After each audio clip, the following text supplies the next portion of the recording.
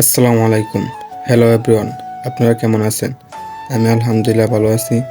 তো আজকে সকালে ঘুম থেকে উঠে সকাল সকাল বের হলাম ঘাস কাটার উদ্দেশ্যে গরুর জন্য। তো দেখেন একটা কাছাকাছি নিয়ে বের হয়ে গেলাম ঘাস কাটার জন্য। আর এই যে এখন যে জমিটা দেখতেছেন, এটা আমি নিজে এবার লাগাইছি।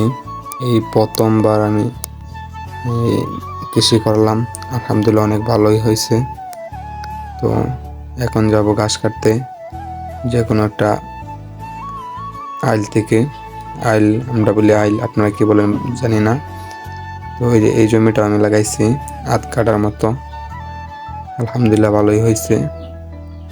এখন ঘাস কাটা শুরু করব, দেখতে থাকেন।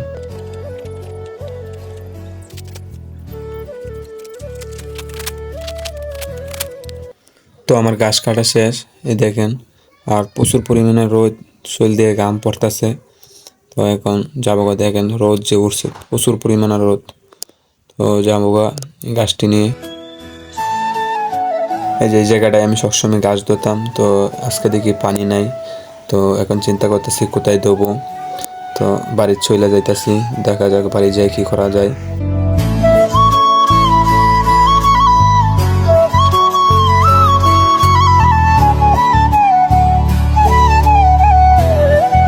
তো বাড়িতে এসে চিন্তা করলাম যে আমাদের মোটর তো আছে, মোটর দিয়া ধুয়ে নিই।